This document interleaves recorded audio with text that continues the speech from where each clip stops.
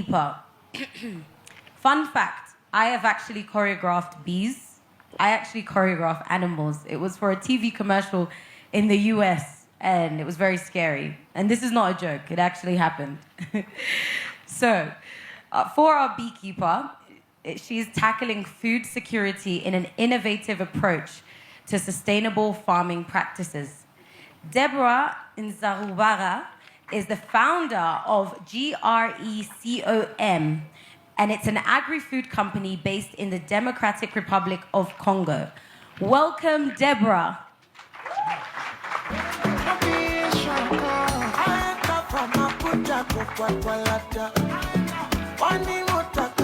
If we can get a table right here to see the sample.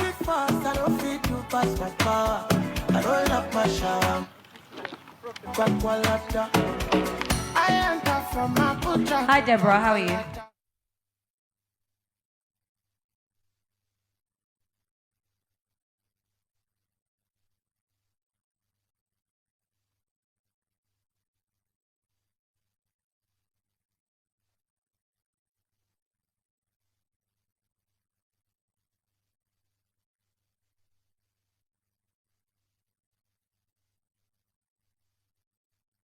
Soutient le système agricole et écologique.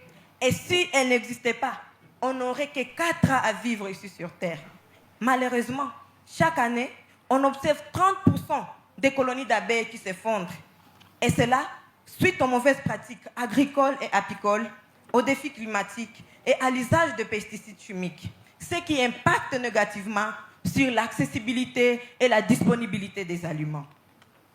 Et les acteurs qui s'y donnent, comme les apiculteurs, ne sont pas soutenus et n'ont pas accès au système d'information du marché. Comme solution, GRECOM propose NewKitech, une solution technologique axée sur l'apiculture régénérative. Elle permet aux petits producteurs d'intégrer dans leur système d'exploitation la gestion des eaux, la restauration du sol et le maintien de la biodiversité. Elle permet aussi aux petits producteurs de recevoir des itinéraires techniques de production via les systèmes GSM, les informations du marché, ainsi que les informations météorologiques qui favorisent leur croissance économique d'une façon durable. Et c'est là, avec NewKitech, nous avons pu travailler avec 4900 petits producteurs et 2700 consommateurs, 19 ONG nationales et internationales, ainsi que le ministère national de l'agriculture avec qui nous travaillons déjà. Et cela, NewKitech, chaque saison, nous restaurons plus de 10 hectares de terres qui se sont dégradées. Nous avons pu créer 50 emplois de jeunes et de femmes grâce à l'apiculture régénérative, ce qui a impacté aussi la croissance et la diversification des sources de revenus des petits producteurs de 20%. Et cela, grâce à notre équipe et notre modèle d'affaires qui est le B2B et le B2C, dont la vente, la production et la transformation des produits apicoles, et aussi les abonnements via notre plateforme, et aussi les commissions sur les ventes venues de notre plateforme. Nous avons une équipe multidimensionnelle. Moi-même, je suis experte en apiculture.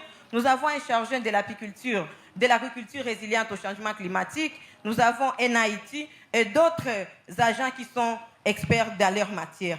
Avec l'argent de GoGetaz, nous allons investir 60% dans la perfection de la plateforme en vue de la rendre plus inclusive et accessible, ce qui va accroître la production des petits producteurs de 20% et réduire aussi le taux d'effondrement des colonies. Et nous allons investir encore 40% dans l'accès au marché pour accroître le revenu des petits producteurs et aussi atteindre un pourcentage, un coût global de $80 000 pour les petits producteurs et aussi accroître notre rentabilité au niveau de l'entreprise.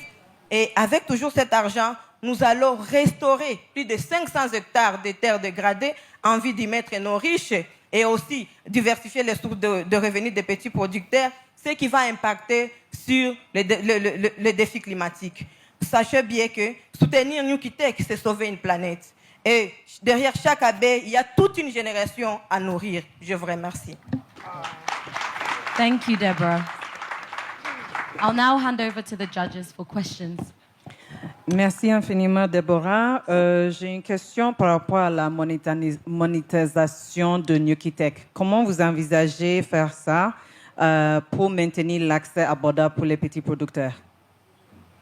Ce que nous faisons pour les petits producteurs, donc nous utilisons un système GSM donc, qui peut utiliser la connexion ou sans connexion, les petits téléphones, où ils reçoivent des messages, ce qui leur permet de savoir quel est le bon moment de récolte, quel est le mauvais moment de récolte, qu'est-ce que je peux faire dans une zone où peut-être il y a trop d'inondations, qu'est-ce que je peux faire au cas où la terre ne produit plus, parce que les abeilles aussi ont besoin d'une zone de butinage très, très riche, et c'est ce qui leur permet d'accroître leur production.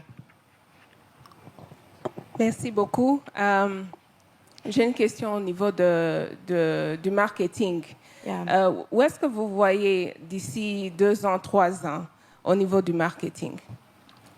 Oui, c'est une très bonne question. Au niveau du marketing d'ici 3 ans, Nukitech va devoir travailler avec le 100% des apiculteurs de la RDC, parce que nous travaillons déjà avec le ministère de l'Agriculture, et cela, ça va impacter à ce que nous puissions augmenter aussi des coûts au niveau du marketing pour accroître aussi le nombre de marchés pour les petits producteurs et aussi la rentabilité de l'entreprise.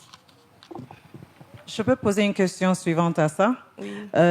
Tu peux nous dire un peu comment vous vous positionnez sur le marché international? Donc, disons qu'après 3 ans, vous avez transitionné le marché national. Comment vous vous positionnez pour un avantage sur le marché international? L'avantage sur le marché international avec lequel nous nous positionnons est que le miel congolais est parmi le miel le plus, je peux dire, recherché via sa biodiversité. Et maintenant, au niveau international, nous nous positionnons vraiment sur une place qui sera tellement enviée parce que donc, on aura une bonne production en qualité et en quantité. Et cela va nous donner de nombres vraiment croissants de marché international et aussi avec notre laboratoire qui nous permet de bien mettre nos produits sur le marché qu'on a mis sur place il n'y a pas longtemps.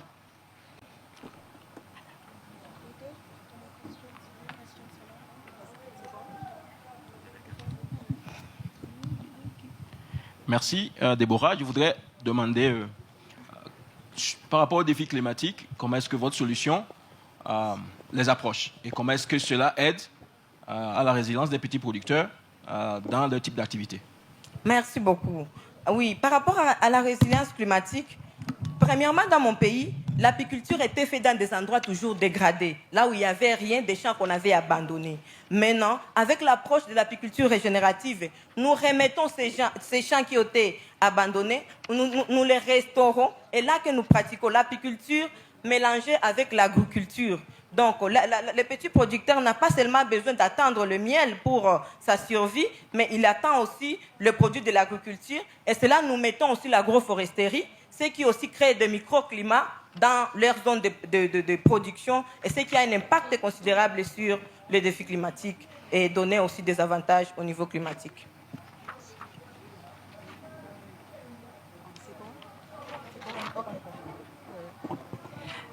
Déborah, une dernière question.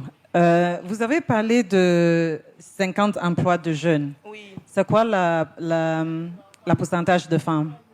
Oui, donc, en fait, c'est parce que c'est le pitch. Je travaille plus avec les femmes. Moi-même, je suis le modèle de l'apiculture en RDC pour femmes.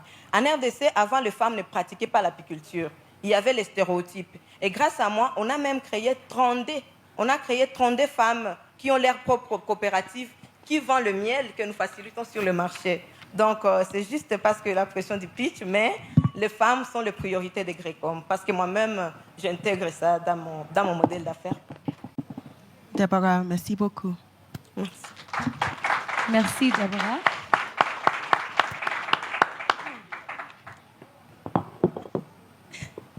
Thank you. Deborah, I don't know.